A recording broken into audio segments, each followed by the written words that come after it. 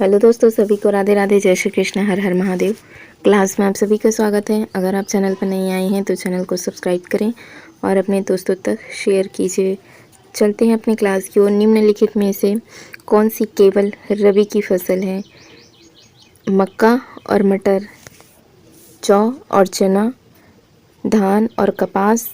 धान और कपास ये खरीफ की फसल है। गेहूँ और ज्वार, इसमें गेहूँ तो रबी की फसल है और ज्वार खरीफ की फसल है।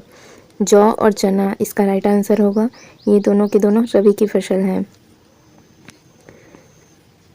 भारत में मुख्यतः कितने प्रकार की 3 प्रकार की फसलें होती है? एक खरीफ की फसल होती है, दूसरा रबी की फसल होती है, तीसरा जायद की फसल। ये ग्रीष्म ऋतु की फसल है। जैसे ग्रीष्म ऋतु की फसल तरबूज है, खरबूज है, खीरा है, ककड़ी, ये सभी जायद की फसल है। रबी की फसल वो होती है जो शीतकाल की फसल होती है ना, जिसको जैसे कि उदाहरण में गेहूँ है, अरसी है, सरसों है, राई है, चना है, ये सभी के सभी रबी की फसल है। खरीफ की फसल में धान, कपास और आते हैं ज्वार, ये खरीफ की फसल होती है। रबी की फसल मुख्यतः कब बोया जाता है? इसको अक्टूबर नवंबर में रबी की फसल को बोई जाती है। और रबी की फसलें जैसे कि गेहूँ, जौ, चना, मसूर, अलसी, राई, मटर, सरसों, आलू, ये सभी रबी की फसल होती हैं। खरीफ की फसलें धान है, सोयाबीन है, अरहर है, मूंग, उड़द, ज्वार, बाजरा, मूंगफली, कपास, ये सभी कौन सी फसलें हैं? ये खरीफ की फसल है। कौन सा देश है चावल का सबसे बड़ा उत्पादक है? चीन है। ठीक है, दूसरे नंबर पर आती है भारत की। चीन पूरे विश्व भर में चावल का सबसे बड़ा उत्पादक देश है और भारत चावल का दूसरा सबसे बड़ा उत्पादक देश है। भारत में कृषि योग्य क्षेत्र में सबसे अधिक क्षेत्र पर धान की फसल की कृषि की जाती है। ठीक है, भारत किसमें? कपास, दलहन और जूट उत्पादन, ठीक है, जिसको जूट या फिर क्या कहते हैं हम, पटसन, इनके उत्पादन में विश्व में भारत पहले स्थान पर है और चावल के मामले में भारत दूसरे स्थान पर है। चावल का सबसे बड़ा उत्पादक देश कौन सा है? चीन है पहले नंबर पर, दूसरे नंबर पर भारत।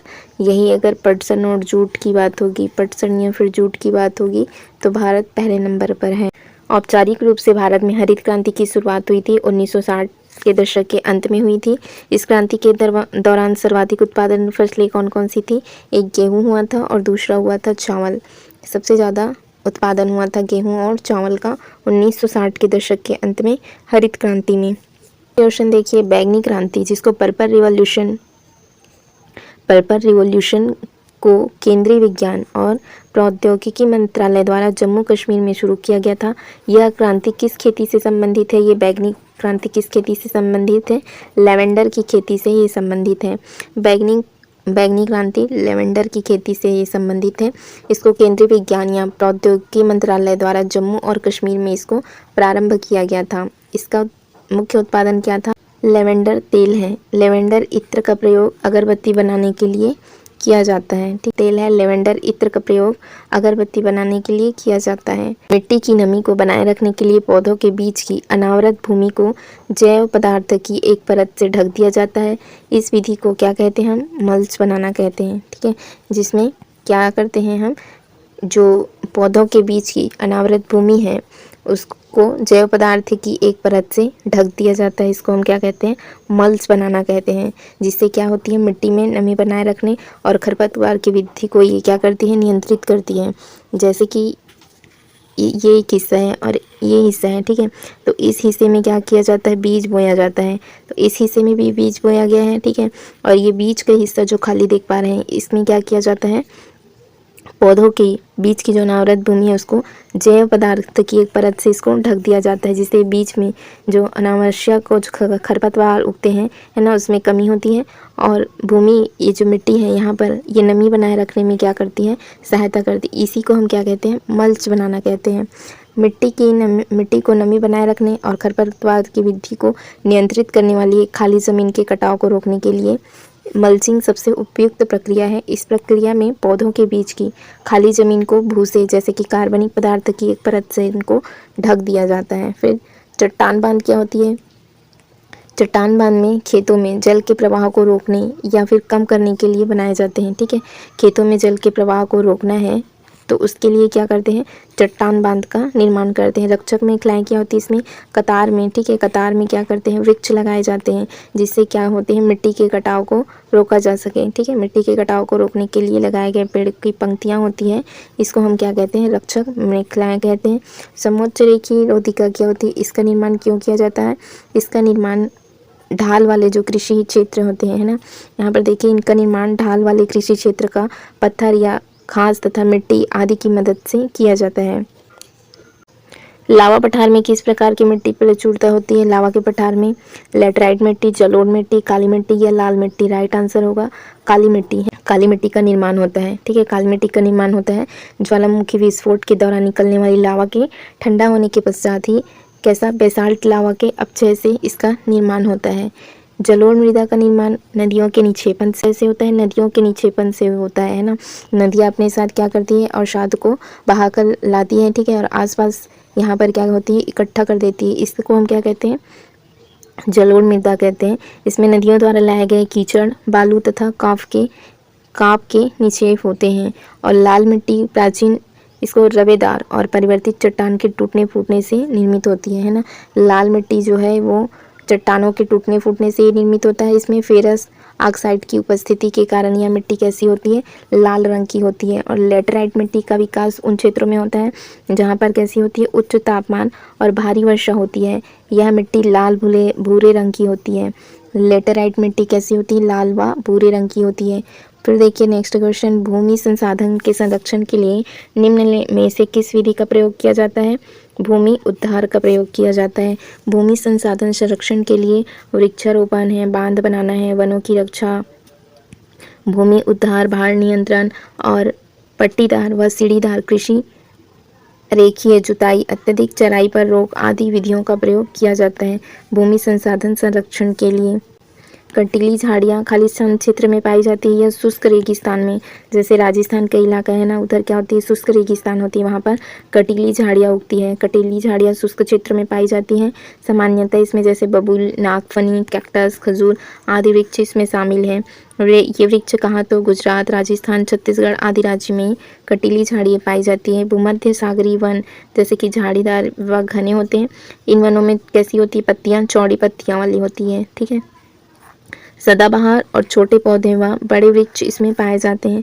भारत में अत्यधिक वर्षा वाले वन लक्षद्वीप, अंडमान एवं निकोबार द्वीप समूह, पश्चिमी घाट तमिलनाडु के तट पर व असम के ऊपरी हिस्से में। ठीक है, ये जो तमिलनाडु का हिस्सा है, असम के जो ऊपरी हिस्से हैं यहाँ पर ये पाए जाते हैं।